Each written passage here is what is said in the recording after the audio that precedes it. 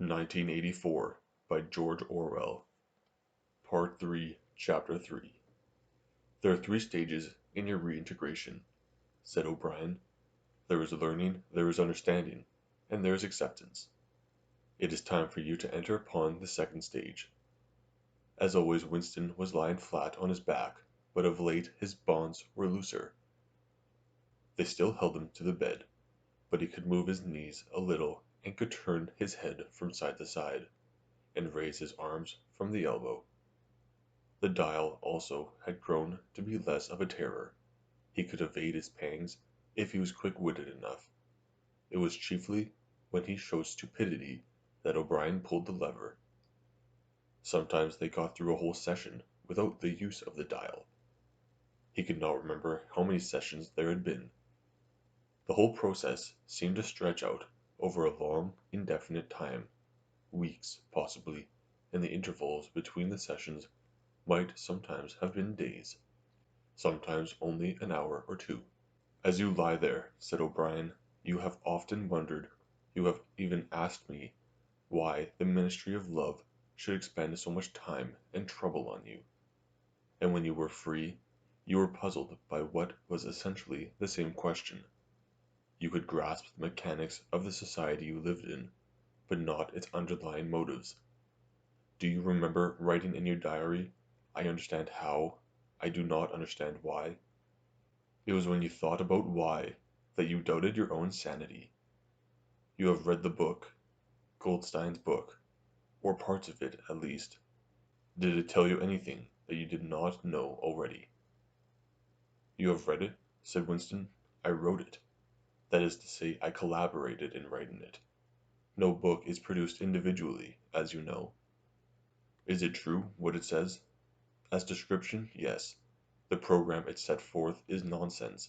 The secret accumulation of knowledge, the gradual spread of enlightenment, ultimately a proletarian rebellion, the overthrow of the party. You foresaw yourself that that was what it would say. It is all nonsense. The proletarians will never revolt. Not in 1,000 years, or 1,000,000. They cannot. I do not have to tell you the reason. You know it already. If you have ever cherished any dreams of violent insurrection, you must abandon them. There is no way in which the party can be overthrown. The rule of the party is forever. Make that the starting point of your thoughts. He came closer to the bed. Forever, he repeated. And now let us get back to the question of how and why. You understand well enough how the party maintains itself in power. Now tell me why we cling to power. What is our motive? Why should we want power? Go on, speak, he added as Winston remained silent. Nevertheless, Winston did not speak for another moment or two. A feeling of weariness had overwhelmed him. The faint, mad gleam of enthusiasm had come back into O'Brien's face.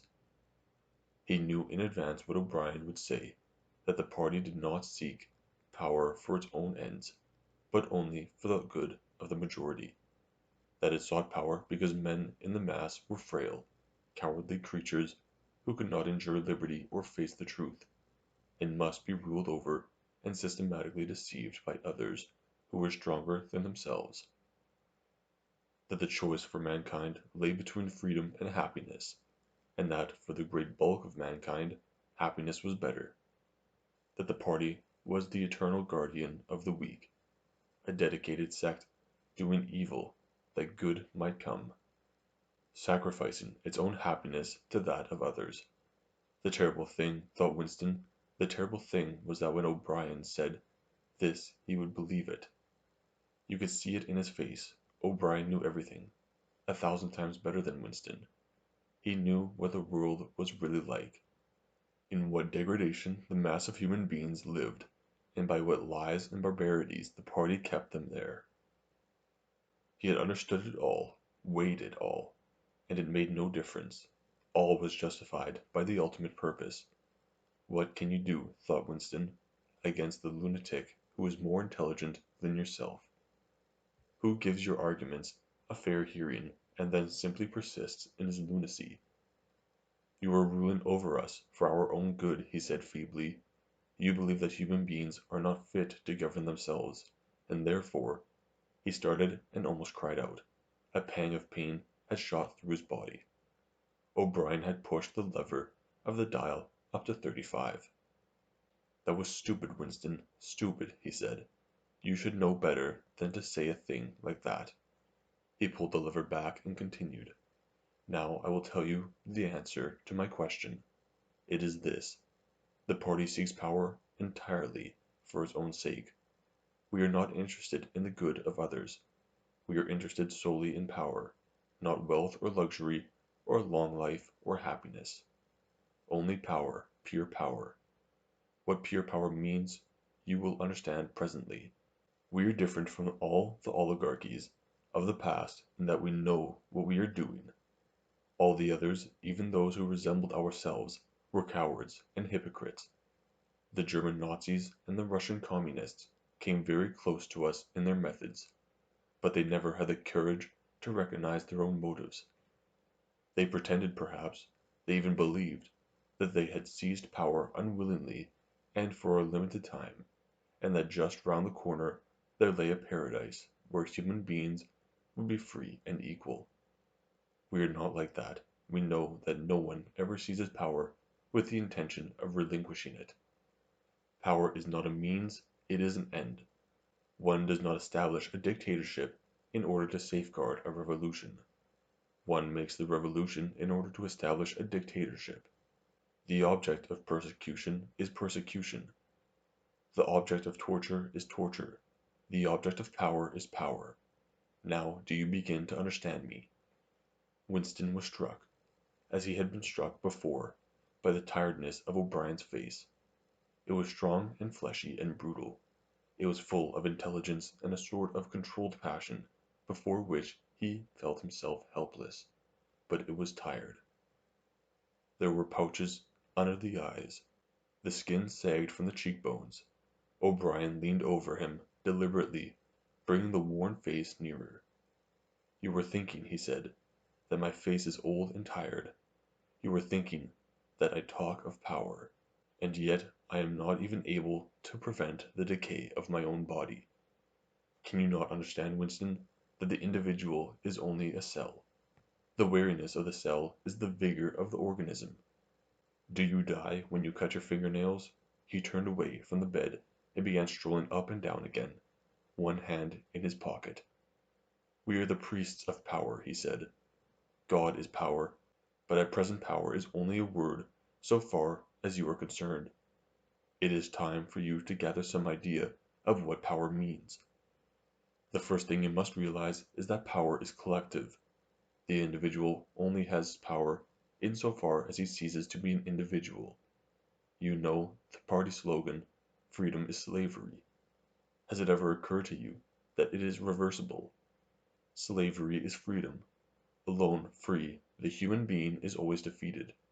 It must be so, because every human being is doomed to die, which is the greatest of all failures. But if he can make complete, utter submission, if he can escape from his identity, if he can merge himself in the party, so that he is the party, then he is all-powerful and immortal. The second thing for you to realize is that power is power over human beings. Over the body, but above all over the mind. Power over matter, external reality, as you would call it, is not important. Already our control over matter is absolute. For a moment Winston ignored the dial. He made a violent effort to raise himself into a sitting position, and merely succeeded in wrenching his body painfully. But how can you control matter? He burst out. You don't even control the climate, or the law of gravity. And there are disease, pain, death. O'Brien silenced him by a movement of the hand. We control matter because we control the mind. Reality is inside the skull. You will learn by degrees, Winston. There is nothing that we could not do. Invisibility, levitation, anything. I could float off this floor like a soap bubble if I wished to. I do not wish to because the party does not wish it. You must get rid of those 19th century ideas about the laws of nature.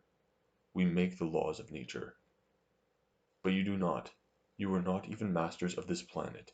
What about Eurasia and East Asia? You have not conquered them yet. Unimportant. We shall conquer them when it suits us, and if we did not, what difference would it make? We can shut them out of existence. Oceania is the world. But the world itself is only a speck of dust, and man is tiny, helpless. How long has he been in existence? For millions of years the earth was uninhabited. Nonsense, the earth is as old as we are, no older. How could it be older? Nothing exists except through human consciousness. But the rocks are full of the bones of extinct animals, mammoths and mastodons, and enormous reptiles which lived here long before man was ever heard of. Have you ever seen those bones, Winston? Of course not. 19th century biologists invented them. Before man, there was nothing. After man, if he could come to an end, there would be nothing. Outside man, there is nothing. But the whole universe is outside us. Look at the stars. Some of them are a million light years away. They are out of our reach forever. What are the stars? Said O'Brien indifferently. They are bits of fire a few kilometers away. We could reach them if we wanted to, or we can blot them out. The earth is the center of the universe. The sun and the stars go round it. Winston made another convulsive movement. This time he did not say anything. O'Brien continued as though answering a spoken objection. For certain purposes, of course, that is not true. When we navigate the ocean, or when we predict an eclipse, we often find it convenient to assume that the earth goes round the sun, and that the stars are millions upon millions of kilometers away. But what of it?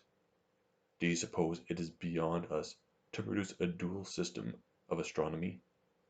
The stars can be near or distant, according as we need them.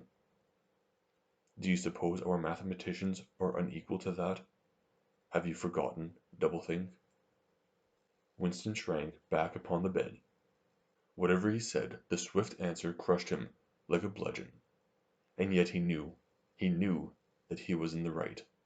The belief that nothing exists outside your own mind, surely there must be some way of demonstrating that it was false. Had it not been exposed long ago as a fallacy? There was even a name for it, which he had forgotten.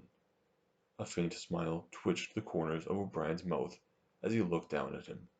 I told you, Winston, he said, that metaphysics is not your strong point. The word you were trying to think of is solipsism. But you are mistaken. This is not solipsism. Collective solipsism, if you like.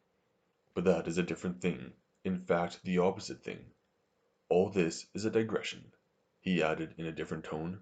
The real power, the power we have to fight for night and day, is not power over things, but over men. He paused, and for a moment assumed again his air of a schoolmaster questioning a promising pupil. How does one man assert his power over another, Winston? Winston thought, by making him suffer, he said. Exactly, by making him suffer. Obedience is not enough, unless he is suffering. How can you be sure that he is obeying your will and not his own? Power is inflicting pain and humiliation. Power is in tearing human minds to pieces and putting them together again in new shapes of your own choosing. Do you begin to see, then, what kind of world we are creating? It is the exact opposite of the stupid, hedonistic utopias that the old reformers imagined. A world of fear and treachery and torment. A world of trampling and being trampled upon. A world which will grow, not less, but more merciless, as it refines itself. Progress in our world will be progress toward more pain. The old civilizations claimed that they were founded on love or justice. Ours is founded upon hatred. In our world, there will be no emotions except fear, rage, triumph, and self-abasement. Everything else we shall destroy. Everything. Already we are breaking down the habits of thought which have survived from before the revolution. We have cut the links between child and parent, and between man, and between man and woman. No one dares trust a wife or a child or a friend any longer. But in the future there will be no wives and no friends.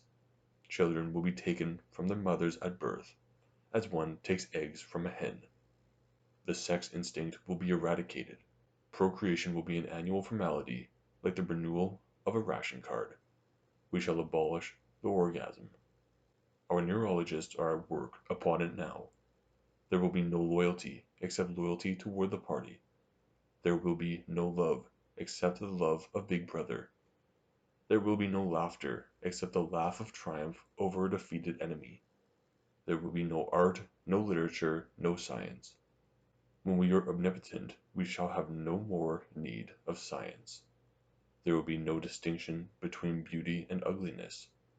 There will be no curiosity, no enjoyment of the process of life. All competing pleasures will be destroyed, but always, do not forget this, Winston, always there will be the intoxication of power, constantly increasing and constantly growing subtler.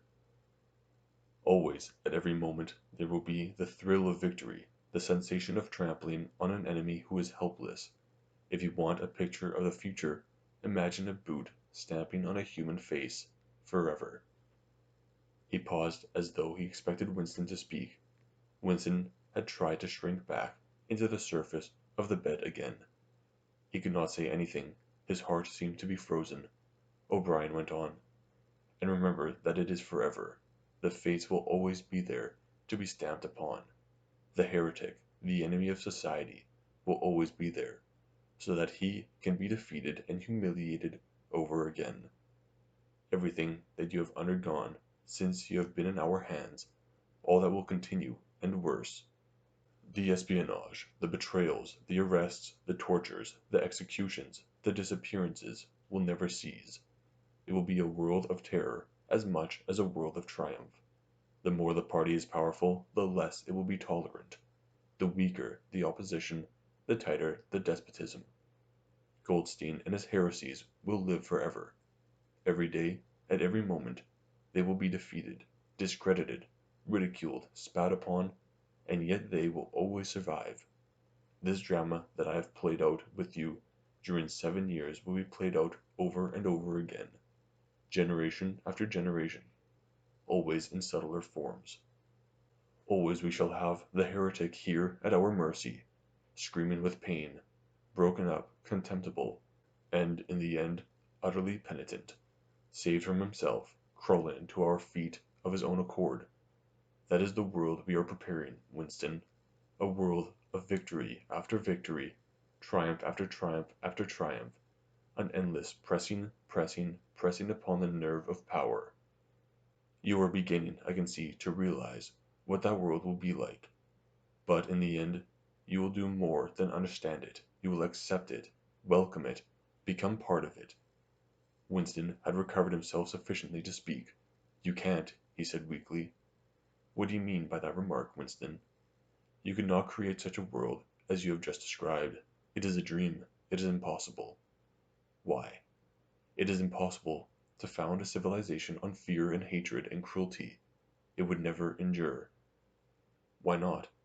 It would have no vitality. It would disintegrate. It would commit suicide. Nonsense. You are under the impression that hatred is more exhausting than love. Why should it be? And if it were, what difference would that make? Suppose that we choose to wear ourselves out faster. Suppose that we quicken the tempo of human life till men are senile at 30. Still, what difference would it make? Can you not understand that the death of the individual is not death? The party is immortal. As usual, the voice had battered Winston into helplessness.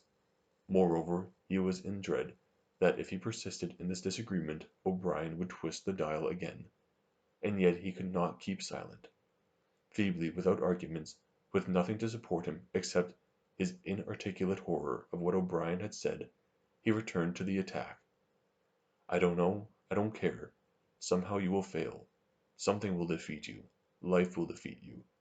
We control life, Winston, at all its levels. You are imagining that there is something called human nature, which will be outraged by what we do, and will turn against us. But we create human nature. Men are infinitely malleable. Or perhaps you have returned to your old idea that the proletarians or the slaves will arise and overthrow us. Put it out of your mind. They are helpless, like the animals. Humanity is the party. The others are outside, irrelevant. I don't care. In the end, they will beat you. Sooner or later, they will see you for what you are, and then they will tear you to pieces. Do you see any evidence that that is happening, or any reason why it should? No, I believe it. I know that you will fall. There is something in the universe, I don't know, some spirit, some principle, that you will never overcome. Do you believe in God, Winston? No. Then what is it, this principle, that will defeat us? I don't know, the spirit of man. And do you consider yourself a man? Yes. If you are a man, Winston, you are the last man. Your kind is extinct. We are the inheritors. Do you understand that you are alone? You are outside history. You are non-existent. His manner changed, and he said more harshly, and you consider yourself morally superior to us, with our lies and our cruelty? Yes, I consider myself superior. O'Brien did not speak. Two other voices were speaking. After a moment, Winston recognized one of them as his own. It was a sound track of the conversation he had with O'Brien on the night when he had enrolled himself into the Brotherhood. He heard himself promising to lie, to steal, to forge, to murder, to encourage drug-taking and prostitution, to disseminate venereal diseases, to throw vitriol in a child's face. O'Brien made a small, impatient gesture, as though to say that the demonstration was hardly worth making. Then he turned a switch, and the voices stopped. "Get up from that bed," he said. The bonds had loosened themselves. Winston lowered himself to the floor and stood up unsteadily. "You are the last man," said O'Brien. "You are the guardian of the human spirit. You shall see yourself as you are. Take off your clothes." Winston undid the bit of string that held his overalls together. The zip fastener had long since been wrenched out of them. He could not remember whether at any time since his arrest he had taken off all his clothes at one time. Beneath the overalls his body was looped with filthy yellowish rags, just recognizable at the remnants of underclothes. As he slid them onto the ground he saw that there was a three-sided mirror at the far end of the room. He approached it, then stopped short. An involuntary cry had broken out of him. "Go on," said O'Brien. "Stand between the wings of the mirror. You shall see the side view as well." He had stopped because he was frightened. A bowed, gray-colored, skeleton-like thing was coming toward him. Its actual appearance was frightening, and not merely the fact that he knew it to be himself. He moved closer to the glass. The creature's face seemed to be protruded, because of its bent carriage. A forlorn jailbird's face with a knobby forehead running back into a bald skull, a crooked nose, and battered-looking cheekbones, above which the eyes were fierce and watchful. The cheeks were seamed. The mouth had a drawn-in look. Certainly it was his own face, but it seemed to him that it had changed more than he had changed inside. The emotions it registered would be different from the ones he felt. He had gone partially bald. For the first moment he had thought that he had gone grey as well, but it was only the scalp that was grey, except for his hands and the circle of his face. His body was grey all over, with ancient ingrained dirt. Here and there under the dirt there were red scars of wounds, and near the ankle the varicose ulcer was an inflamed mass with flakes of skin peeling off it. But the truly frightening thing was the emaciation of his body. The barrel of the ribs was as narrow as that of a skeleton. The legs had shrunk so that the knees were thicker than the thighs. He saw now what O'Brien had meant about seeing the side view. The curvature of the spine was astonishing.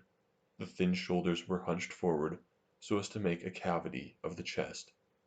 The scraggy neck seemed to be bending double under the weight of the skull. At a guess he would have said that it was the body of a man of 60, suffering from some malignant disease. You have thought sometimes, said O'Brien, that my face, the face of a member of the inner party, looks old and worn. What do you think of your own face? He seized Winston's shoulder and spun him round so that he was facing him. Look at the condition you are in, he said. Look at this filthy grime all over your body. Look at the dirt between your toes. Look at the disgusting running sore on your leg. Do you know that you stink like a goat? Probably you have ceased to notice it. Look at your emaciation. Do you see? I can make a thumb and a forefinger around your bicep. I could snap your neck like a carrot. Do you know that you have lost 25 kilograms since you have been in our hands? Even your hair is coming out in handfuls. Look, he plucked at Winston's head and brought away a tuft of hair. Open your mouth. 9, 10, 11 teeth left. How many had you when you came to us? And the few that you have left are dropping out of your head. Look here. He seized one of Winston's remaining front teeth between his powerful thumb and forefinger. A twinge of pain shot through Winston's jaw. O'Brien had wrenched the loose tooth out by the roots. He tossed it across the cell. You are rotting away, he said.